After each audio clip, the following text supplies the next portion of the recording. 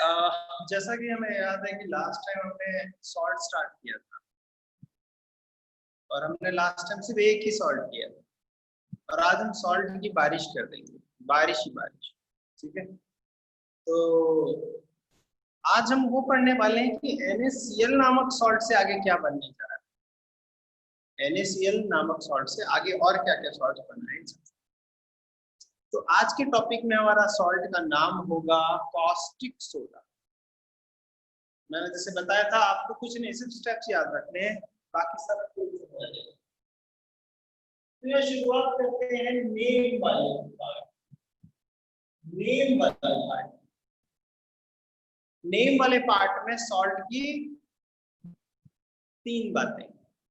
पहला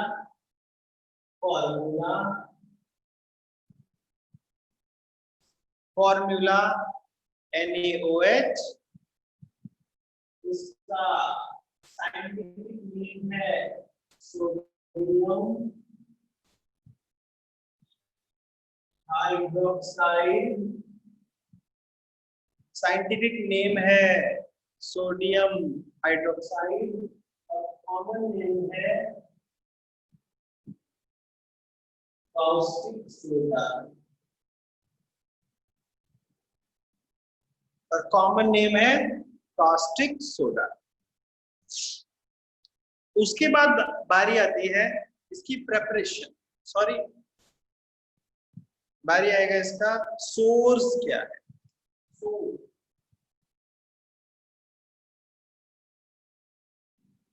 सोर्स में मैंने आपको बताया था कि जरूरी नहीं है कि सारे केमिकल्स जो है वो नेचर से ही पाए जाएं। हो सकता है कुछ पहाड़ों में ये पाया जाता होगा, मगर इसके पाए जाने की संभावना बहुत कम है नेचर में, क्योंकि ये कंपाउंड बहुत ही ज्यादा रिएक्टिव है, किसी के साथ भी रिएक्ट कर सकता है और पानी में सॉल्युबल भी है। इसीलिए इसका नेटिव स्टेट में, कंपाउंड स्टेट में, चट्टान के रूप में पाया जाना इतना आसान नहीं है। तो ये बनाया जाता है बाय में,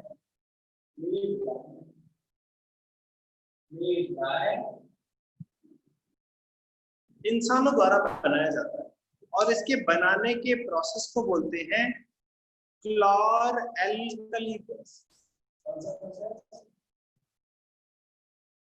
क्लोर एल्कली, इस प्रोसेस का नाम है क्लोर एल्कली।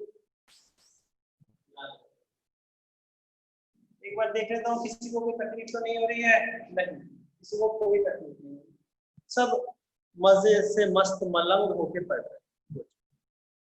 इसके मेथड ऑफ प्रिपरेशन का नाम है क्लोर एल्कली प्रोसेस। अब सवाल है रॉ मटेरियल।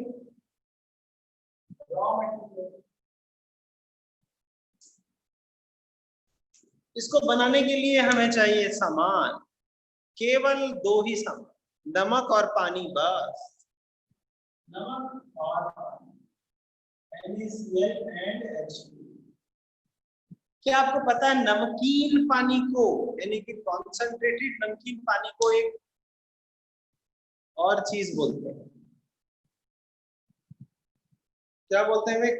नमकीन पानी को क्या बोलते हैं? किसी को पता है? 5 4 3। Oh very good Ayushman.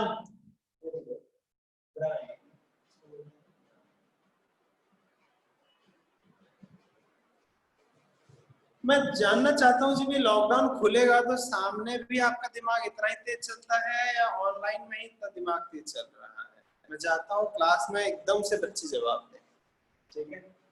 और एक बात, CBSE ने 30% सिलेबस कम कर दिया है, ये आपके लिए खुशखबरी है, खुशखबरी है। आप लोग अच्छा, अरे अरे ये क्या पार्टी वार्टी हुर्रे कर रहे हो? अरे रुको रुको, थोड़ा रुक जाओ। मैं नहीं कम करूंगा, मैं पूरा पढ़ाऊंगा, समझे कि नहीं? 30% कम कर दिया है अपने एग्जाम के लिए। आगे कॉम्पिटिटिव में आएगा या नहीं इसके बारे में उसने नहीं बोला है कि जिंदगी में जितनी बार भी कॉम्पिटिटिव दोगे उसमें ये नहीं आएगा, ऐसा नहीं बोला उसने। पढ़ाऊंगा मैं सारा, जितना रोना रो लो, ठीक है।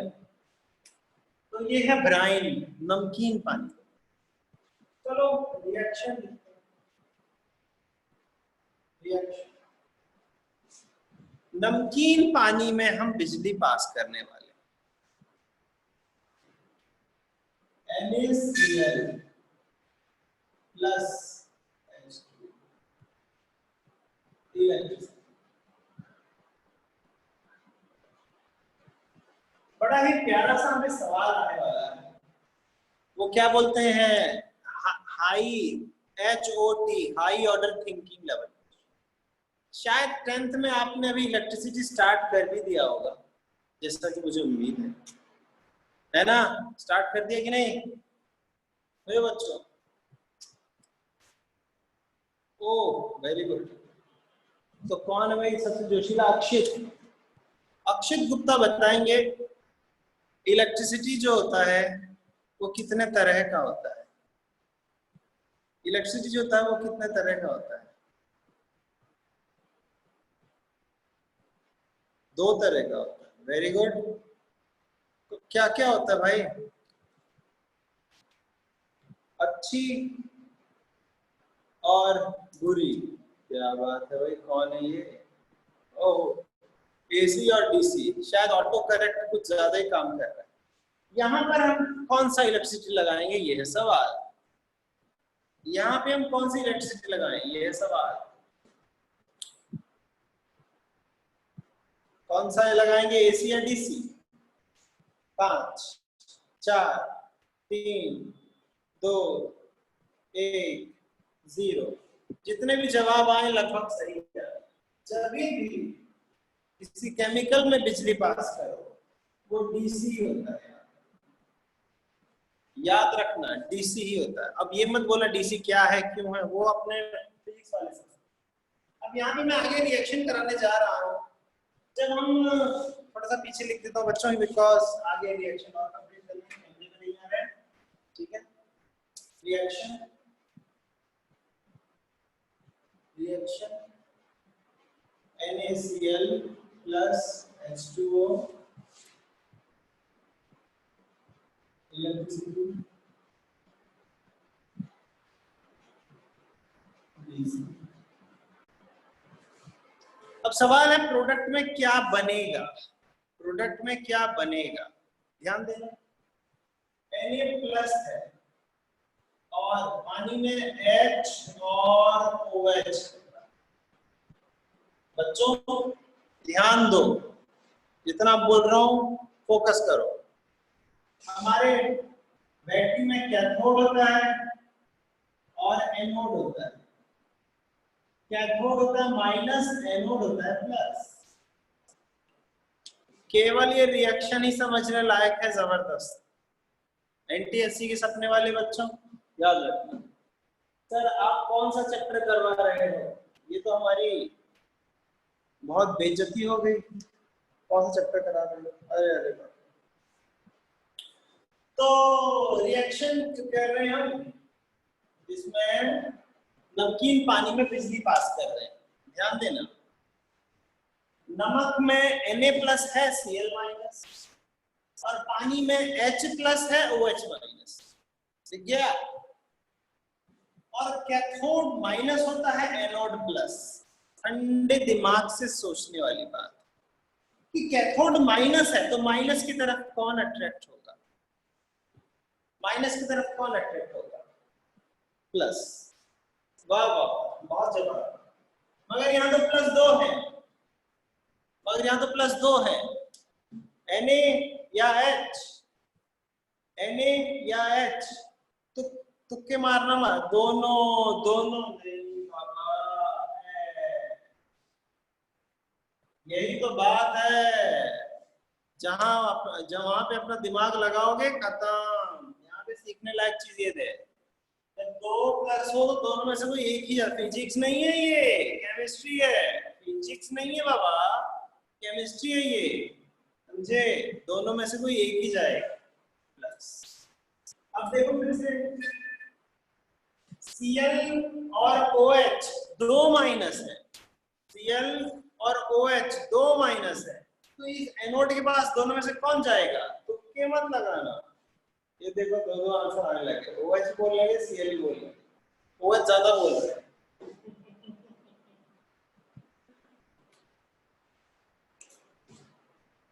मजा आया ना? आया ना मजा? ये रिएक्शन इतना इंपॉर्टेंट है कि ये 12 तक आता रहता है कि जब भी एक्वस नमकीन पानी में ब्राइन में इलेक्ट्रिसिटी पास करते हैं तो उसमें हाइड्रोजन एंड क्लोरीन के बबल्स पूछा जाता है, which gas produce at anode, which gas produce at cathode, याद रखना। एक चीज और, how will you test hydrogen gas? How will you test hydrogen gas? अभी फट से आंसर आएगा, 5 4 3। Pop sound is the best answer, pop up sound is the best answer, flame test, ठीक है। But how will you test chlorine gas? How will you test chlorine gas? Very good Ayushman, very quick answer. Chlorine की अपनी एक characteristic smell होती है, केवल उसकी smell ही उसकी पहचान। गुड। अब एक बात और सीक्रेट बात और, किसी ने सोचा भी नहीं होगा। देखो, अगर हमने केमिकल में जब बिजली पास किया तो H चला गया और Cl चला गया, H चला गया, Cl चला गया, कौन रह गया? कौन रह गया? Very good, very good. हम यही तो बना रहे हैं, हम यही तो बना रहे हैं भाई। देख लो, प्लस Na। इसका मतलब ये हुआ कि जो बाकी केमिकल्स हैं, क्लोरीन और हाइड्रोजन, गैस बन के उड़ जाएंगे, गैस बन के उड़ जाएंगे, गैस बन के उड़ जाएंगे। जो रह जाएगा वो ऑब्वियसली NaOH होगा। तो NaOH बनाने की प्रोसेस किसको समझ नहीं आई? NaOH बनाने की प्रोसेस किसको समझ नहीं आई?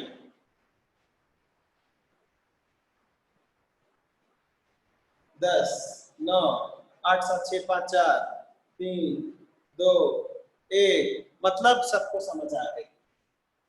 क्लियर? नोट करो इसको, ये NaOH की बनाने की प्रोसेस है। ओहो, क्या बात है, क्रिस्टल क्लियर, बहुत अच्छे। तो अब आ जाएगा इसके प्रॉपर्टीज। चलो नोट कर, नोटेड, मिटा रहा हूं।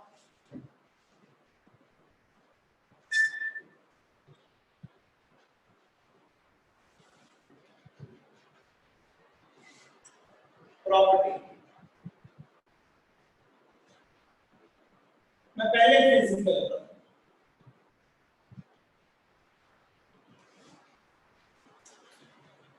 physical property, NaOH is waxy solid, waxy solid। छूओगे तो आपको वैक्स को छू रहा हूं या सोप को छू रहा हूं जैसी फीलिंग आती है, ठीक है ना? वाइट वैक्सी सॉलिड, यानी कि soapy to touch. White waxy solid होता है, सोपी टू टच, ऐसा लगता है हम साबुन को टच कर रहे हैं।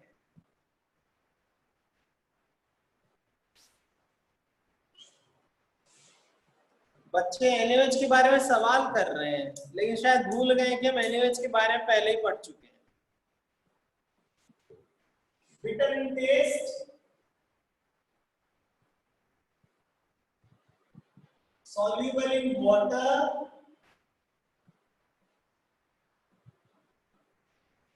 bitter in taste, soluble in water। अच्छा, बच्चा पूछ रहा है घर पे कर सकते हैं। इनकी हिम्मत की दाद देनी पड़ेगी भाई, हिम्मत की दाद देनी पड़ेगी। घर पे कर सकते हैं, कर सकते हो, जरूर कर सकते हो, मैं क्यों मना करूं, ठीक है कर सकते हो। तो लेकिन घर में कोई पढ़ा लिखा है उसके सामने करना, जिसने साइंस लिया हो, या फिर YouTube पे देख के। bitter in taste, soluble water, red litmus to blue, conduct electricity,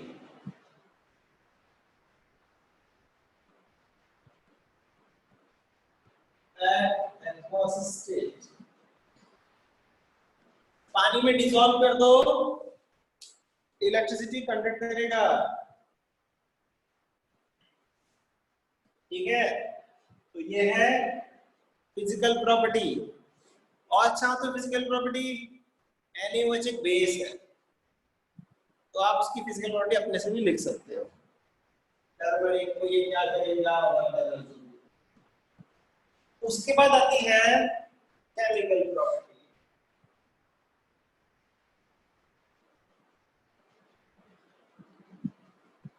NaOH की केमिकल प्रॉपर्टी, NaOH जो है वो एक बेस है, तो वो बेस की प्रॉपर्टी सारे लिख दो।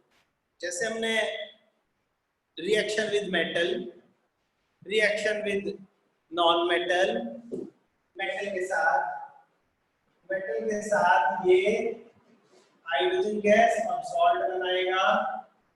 लिखवा दिया है इसलिए मैं नहीं लिख रहा हूं। नॉन मेटल के साथ नो रिएक्शन, नॉन मेटल के साथ नो रिएक्शन, एसिड के साथ न्यूट्रलाइज, एसिड के साथ ये न्यूट्रलाइज हो जाता है।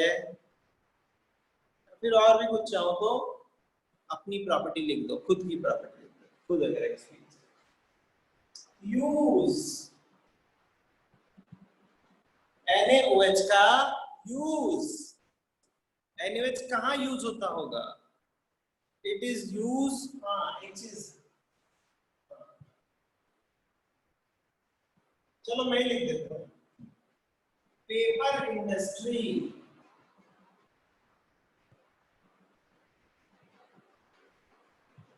Paper industry, soap and detergent, soap and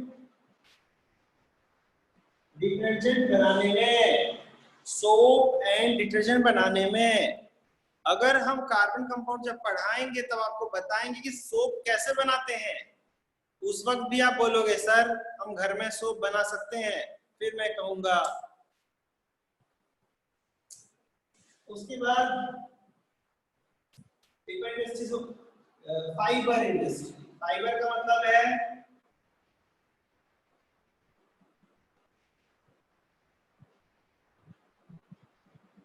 आपको पता है कौन सा सिंथेटिक फाइबर बनाया जाता है NaOH से? रेयॉन। कौन सा फाइबर? रेयॉन। आपने 8th क्लास में एक रेयॉन के बारे में सुना है, वो एक आर्टिफिशियल सिल्क है कहते हैं उसको, और ये NaOH से बनता है। कैसे बनता है वो भी बता दूंगा मैं, घबराओ। Fiber industry, soap, paper and other chemicals,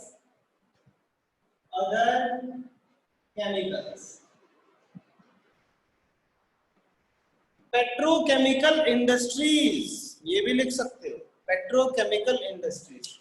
एक बात कुछ रह गया क्या? हाँ रह गया।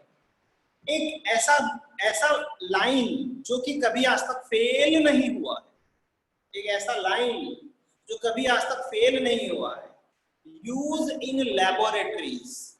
मान लो कोई केमिकल का यूज ही आपको नहीं पता, अभी तो 10th क्लास है, 2-4 ही केमिकल है, भविष्य में बहुत सारे केमिकल से आपका सामना होगा। What is the use of this chemical? Use in laboratories. बस मार्क्स मिल गया, समझो।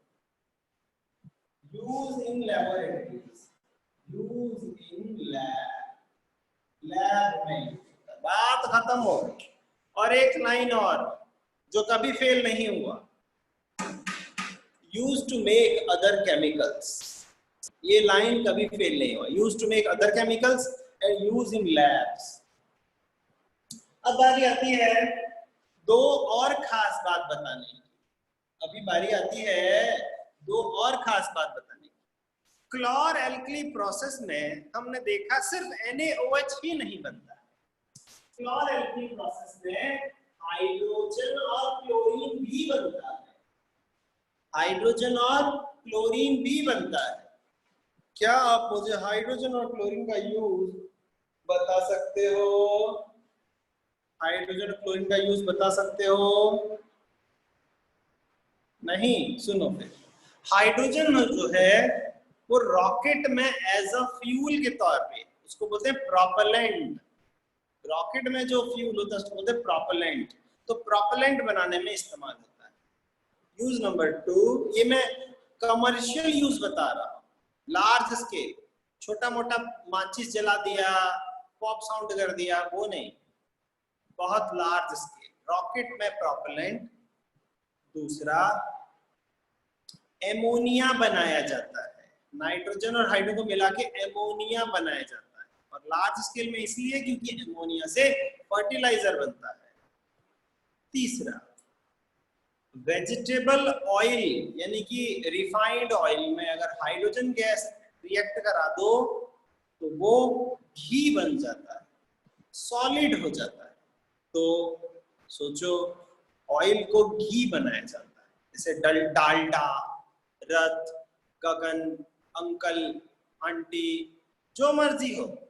लेकिन याद रखना इसका एक मकसद भी है कि ऑयल जो है वो फटाफट रेंसिड हो जाता है, वो हाईली रिएक्टिव होता है, और उसके बाद उससे सॉलिडिफाई कर दो तो उसकी रेंसिडिटी स्लो हो जाती है।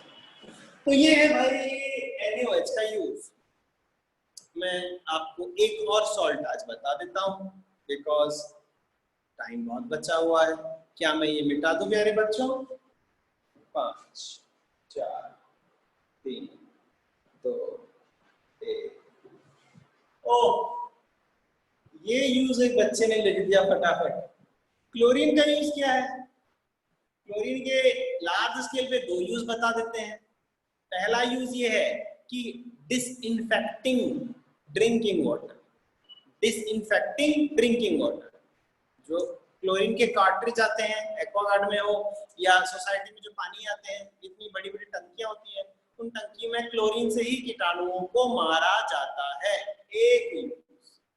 दूसरा कमर्शियल यूज है क्लोरीन का, ब्लीचिंग पाउडर बनाने में इस्तेमाल होता है, ब्लीचिंग पाउडर बनाने में इस्तेमाल होता है। चलो आज खुशी से एक और सॉल्ट पढ़ लेते हैं। चलो, खुशी से एक सॉल्ट और पढ़ लेते हैं।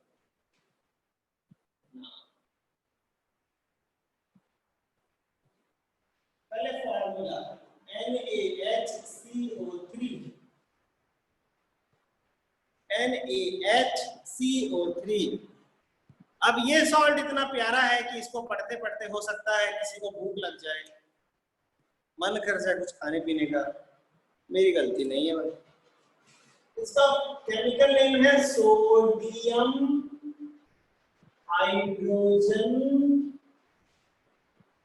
कार्बोनेट और सोडियम बाइकार्बोनेट। इसके 2 नाम प्यारे प्यारे से हैं, सोडियम हाइड्रोजन कार्बोनेट और सोडियम बाइकार्बोनेट। दूसरा का कॉमन नेम क्या है? Baking soda.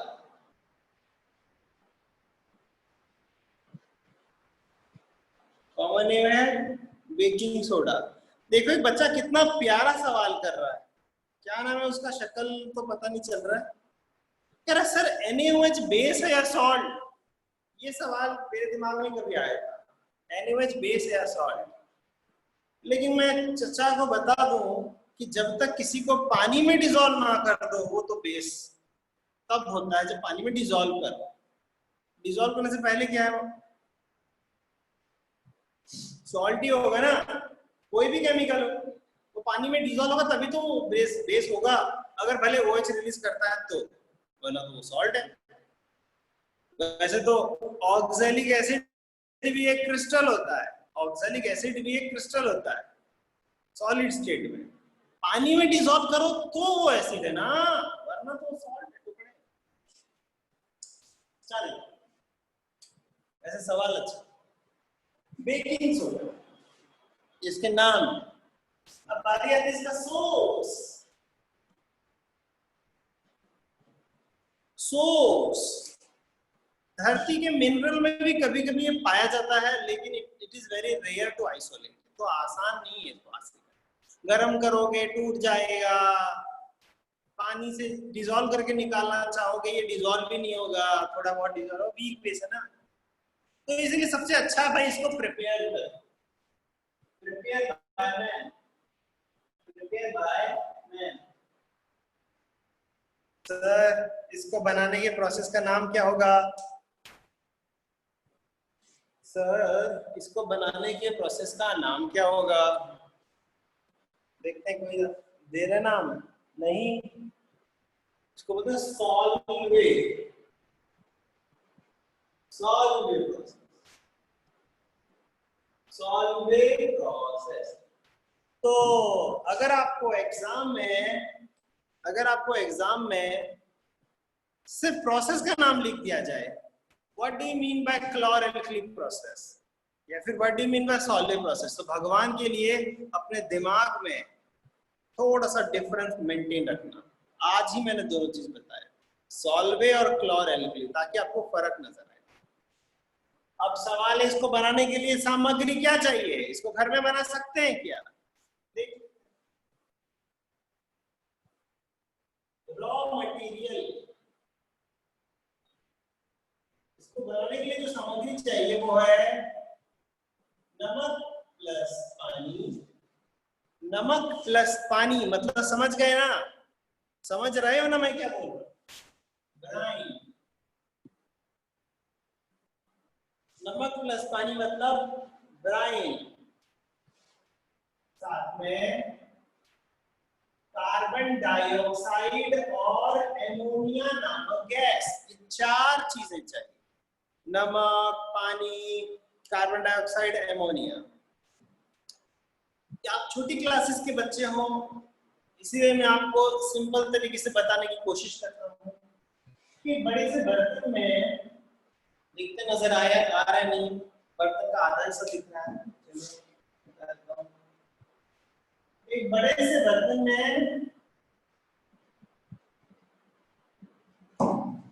ब्राइन रखा हुआ है, एक बड़े से बर्तन में ब्राइन रखा हुआ है, नमकीन पानी,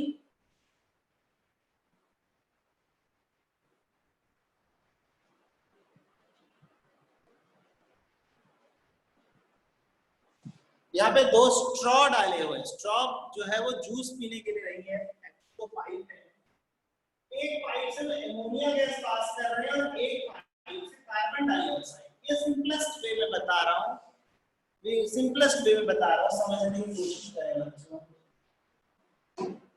तो एक ब्राइन है बर्तन में और उसमें हम कार्बन डाइऑक्साइड और एमोनिया गैस पास कर रहे हैं, तो यहाँ बबल्स प्रोड्यूस होगा। मगर आपको एक बात और बता दें, ये गैस हाई प्रेशर में पास होता है, बहुत ज्यादा प्रेशर में, और गैसेस की एक प्रॉपर्टी होती है कि जब उसको ज्यादा प्रेशर में सॉल्यूशन से पास किया जाए वो डिसॉल्व होना शुरू हो जाता है, ये डिसॉल्व हो जाएगा और एक रिएक्शन स्टार्ट। देखो क्या NaCl H2O plus CO2 plus NH2।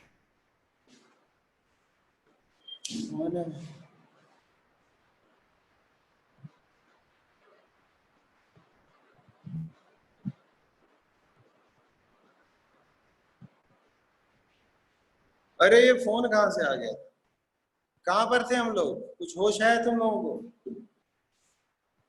देखो रिएक्शन लिखा,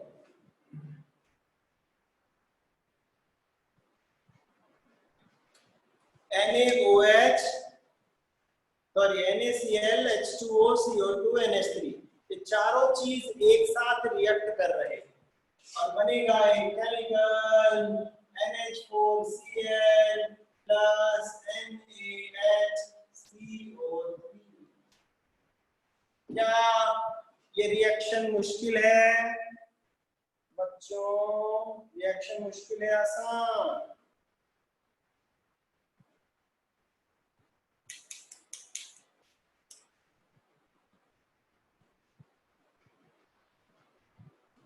गगनजोत के लिए मुश्किल है। जिसके लिए मुश्किल है टैटू बना लो इधर, टैटू काम आएगा। जिसके लिए आसान है याद रख लो, बस 2-4 बार लिख लो याद। तो यहाँ पर हमारा ये चीज प्रेसिपिटेट आउट हो जाता है। सोडियम बाइकार्बोनेट प्रेसिपिटेट प्रेपरेशन हो चुका है। मैं इसको मिटाने जा रहा हूँ ताकि प्रॉपर्टी लिख पाऊँ। जल्दी से नोट कर लो, केवल 10 सेकंड का वक्त मिल रहा है, स्क्रीनशॉट ले सकते हो। 10, 9, 8, 7, 6, 5, 4, 3, 2।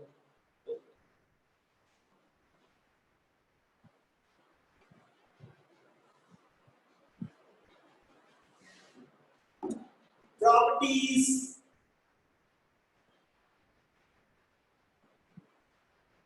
मैं पहले फिजिकल प्रॉपर्टी में पहले अपीयरेंस की बात आती है। ये वाइट एमोर्फस सॉलिड है। कैसा है? White amorphous solid. White amorphous solid मतलब ऐसा सॉलिड जिसमें से कुदरत ने चमक छीन लिया है, दिखने में डल है। ठीक है। इसकी अगली प्रॉपर्टी है partially soluble in water। Partially soluble in water, पानी में ये पार्शियली soluble होता है, ये नहीं कि ट्रांसपेरेंट हो जाता है। ठीक है। और बिटर इन टेस्ट मत लिखना क्योंकि इतना भी खतरनाक बेस नहीं कि बिटर इन टेस्ट होगा।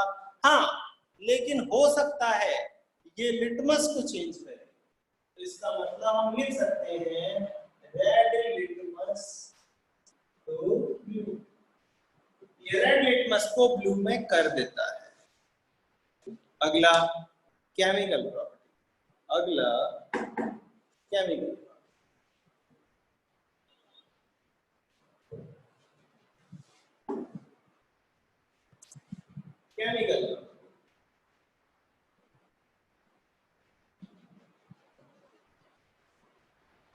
केमिकल प्रॉपर्टी में खासकर इसके 3 रिएक्शन हैं जो कि अत्यंत महत्वपूर्ण है।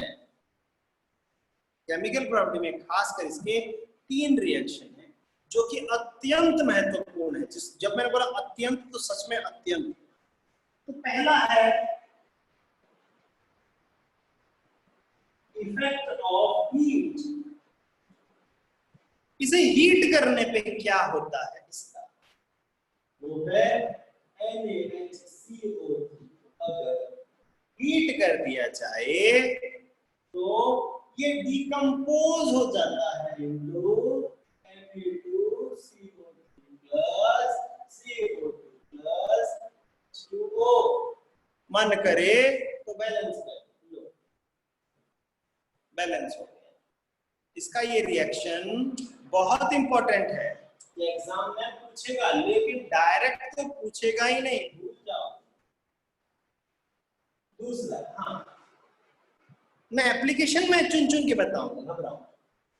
दूसरा effect of acid, effect of acid में ये salt plus water plus carbon dioxide.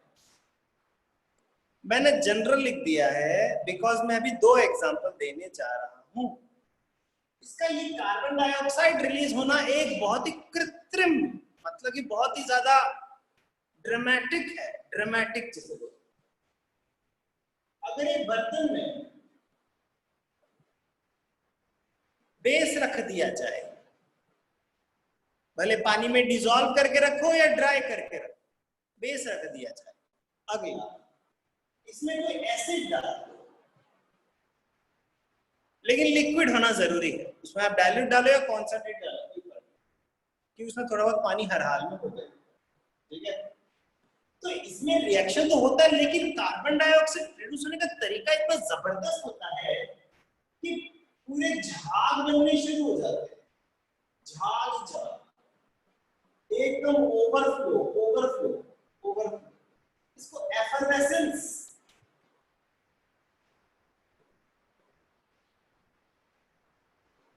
Effervescence शब्द का इस्तेमाल है।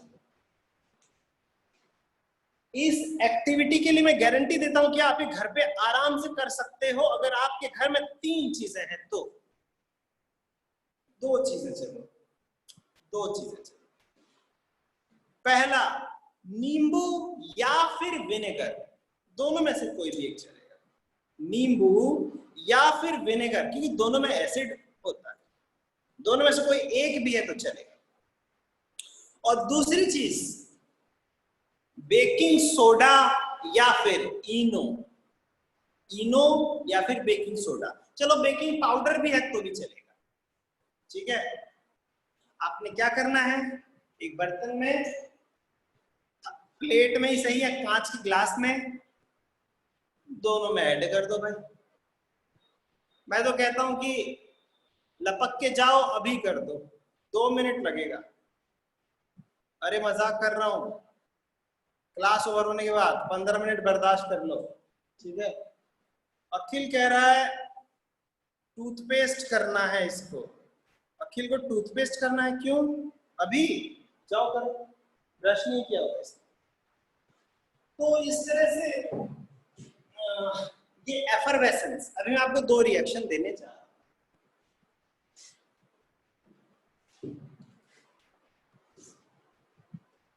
एक रिएक्शन with HCl,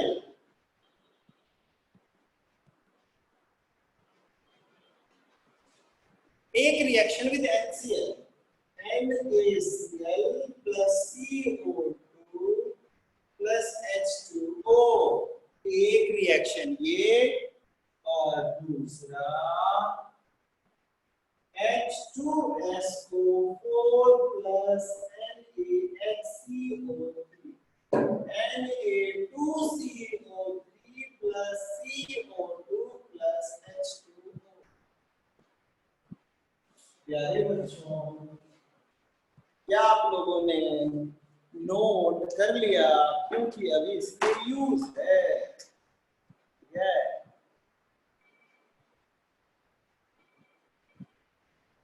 ओहो, प्यारे बच्चे ने मुझे करेक्शन करवा दिया। हाय हाय,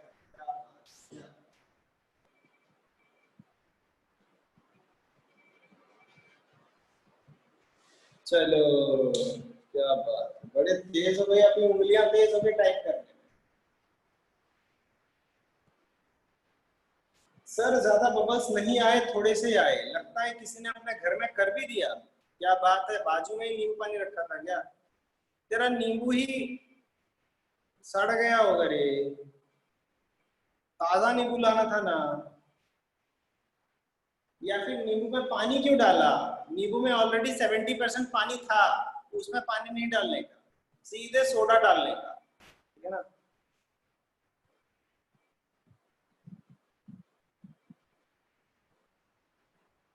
तो हो सकता है सोडा खराब हो तुम्हारा। चलो अब इसके यूज की बात करते हैं। सबसे पहले use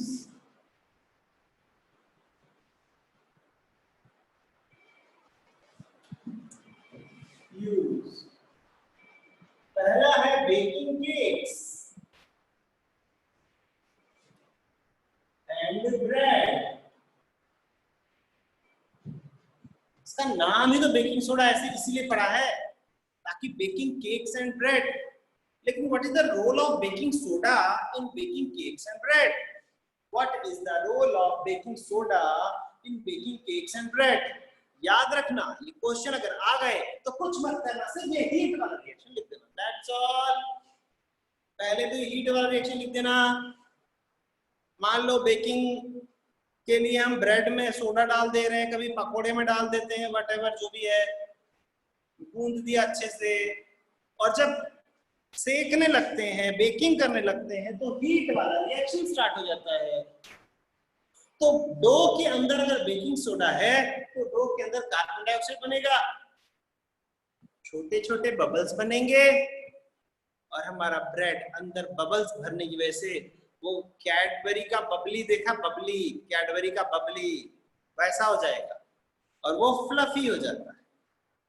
cake without baking soda और cake with baking soda, banana without baking soda जो है वो दीवार तोड़ने के काम आता है। अगर मान लो कि कंक्रीट वगैरह जम गई है तो वो तोड़ने के काम आएगा। लेकिन विद बेकिंग सोडा वाला अच्छे से खाने के काम, ठीक है, ये हीट वाला रिएक्शन का। ये बात समझ आई कि नहीं? मैं दूसरा एप्लीकेशन लिखने जा रहा हूं, act as an antacid. Act as an antacid मतलब ये एक दवाई है। अगर एसिडिटी हो जाए तो एक दवाई है। Why it is act as an antacid? Why it is act as an antacid? तो ये वाला रिएक्शन, मैंने रिएक्शन मिटाया नहीं है क्योंकि मुझे पता है यूजेस में काम आएगा। हमारे पेट में HCl है, ये स्टमक में होता है, और हमारे पेट में HCl है तो हमारा मकसद क्या है? HCl नहीं होना चाहिए। OHCl मैं तुझे तबाह कर दूंगा, नहीं, ऐसा मत करना। जो HCl एक्स्ट्रा प्रोड्यूस हो गया है, हमारा मकसद उसी को डाइल्यूट मतलब कि न्यूट्रलाइज करना होता है, ना कि HCl को न्यूट्रलाइज करना होता है। तो एक्स्ट्रा HCl, इसीलिए कोला फ्लेवर, जीरा फ्लेवर का इनो मिल जाए तो पूरा 2 पैकेट मत चूस लेना। जैसे वो चैनी कुछ खाते हैं तो वैसे नहीं। इसका मतलब ये है कि आप कोला फ्लेवर मिले 2 पैकेट मत खाना, सारा HCl न्यूट्रलाइज हो जाएगा। आप सिर्फ उतना ही खाना जितना हमारे एक्सेस HCl है। तो इससे क्या होगा? आपका पेट का एसिड न्यूट्रलाइज हो जाएगा। तो you act as an antacid. तीसरा, use in fire extinguisher. Use in fire extinguisher.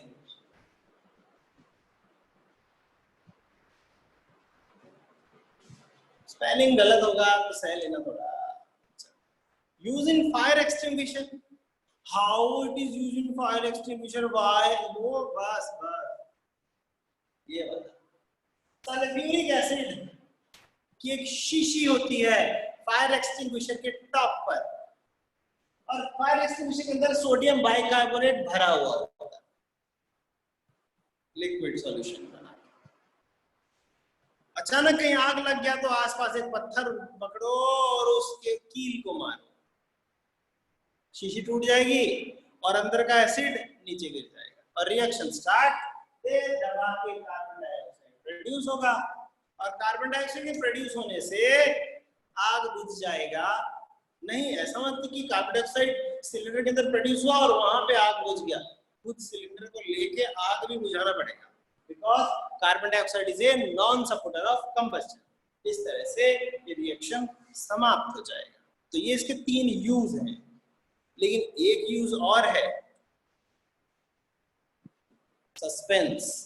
मैं आपको कुछ एक्स्ट्रा नॉलेज देने जा रहा हूं, एक्स्ट्रा नॉलेज। चलो, बेकिंग पर्पस के तौर पे कि कभी-कभी बेकिंग सोडा और बेकिंग पाउडर में क्या फर्क है? बेकिंग सोडा और बेकिंग पाउडर में क्या फर्क है? सुन लो। बेकिंग सोडा की एक लिमिटेशन है। अगर हम बेकिंग सोडा से केक या ब्रेड बना रहे हैं तो उसकी एक लिमिटेशन है कि मान लो मैंने केक या ब्रेड में बेकिंग सोडा यूज किया, कार्बन डाइऑक्साइड बना, ब्रेड और केक फ्लफी हो गए। बहुत ही खुशी की बात है कि केक और ब्रेड फ्लफी हो गए। लेकिन एक चीज इग्नोर मत करना, सोडियम कार्बोनेट को इग्नोर मत करना, बिकॉज सोडियम कार्बोनेट एक बेस है। लास्ट टाइम पढ़ाया है, ऐसा सॉल्ट जो स्ट्रॉन्ग बेस और वीक एसिड से बने, वो सॉल्ट बेसिक होता है। तो यहाँ तो Na2CO3 दो Na है, मतलब ये सॉल्ट बेस है। और what is the test of base? What is the test of base? 5। Oh my god, कौन है भाई? पहले से जपजोत तेरे नाम जपा जाएगा भाई। जब ये बिटर है, बिटर है ये। अगर बेकिंग सोडा डालोगे खाने में तो फ्लफी तो होगा, लेकिन बिटर भी होगा। But what is difference between baking soda and baking powder? Baking soda is a compound, baking powder is a mixture. Baking powder is a mixture. Baking powder contain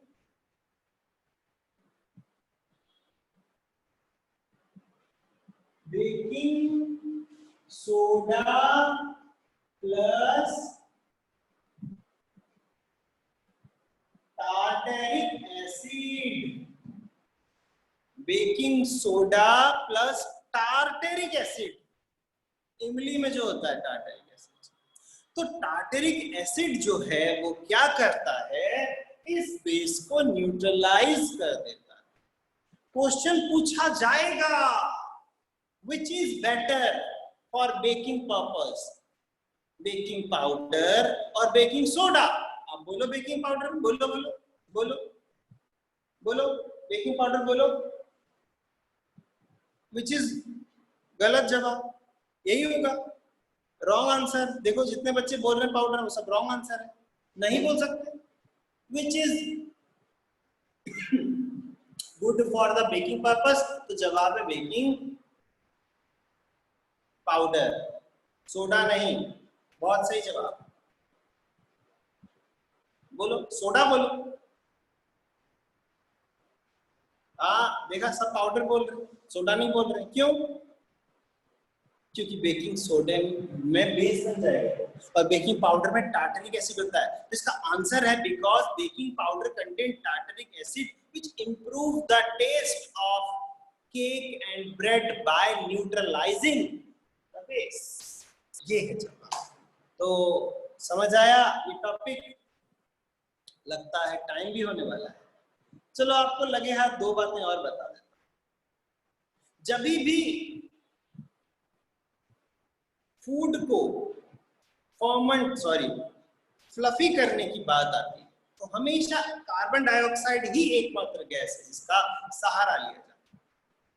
फिर से सुन लो, जब भी केक और ब्रेड या कोई भी फूड को फुलाने की बात आती है, वहां से कार्बन डाइऑक्साइड ही एकमात्र गैस है जिसका सहारा लिया जाता है। मैं आपको दो एग्जांपल और देता हूँ। जब हम डोसा और इडली बनाते हैं तो रात भर उस बैटर को फर्मेंट करते हैं और फर्मेंटेशन से कौन सा गैस प्रोड्यूस होता है? आप हाल ही में पढ़े हो, रेस्पिरेशन।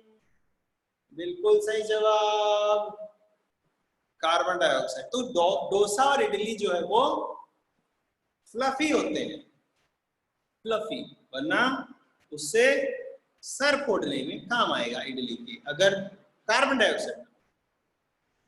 तीसरा, जम्मू में या फिर पंजाब में या दिल्ली में बहुत ही मशहूर है भटूरा, छोले के साथ भटूरा, छोले के साथ कुलचा।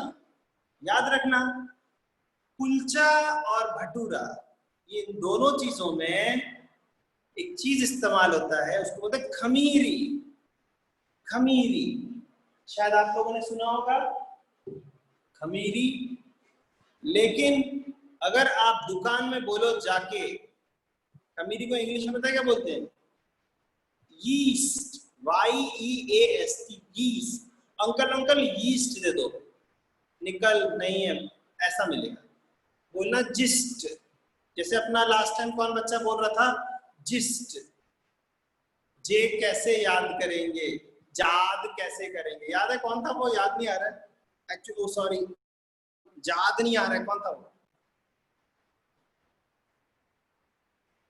तो वैसे ही यीस्ट वो अखेल अखेल जिस्ट बोलना, जिस्ट यीस्ट नहीं बोलना भाई। अखिल अखिल ही दुकान में बैठा होगा, उसको बोलना अखिल अखिल जिस्ट दे दे, वो जिस्ट नहीं यीस्ट देगा। ओके बच्चों, आज की क्लास यहीं पे समाप्त होती है। अगली क्लास में हम आपको वॉशिंग सोडा के बारे में पढ़ाएंगे। तब तक के लिए नमस्कार।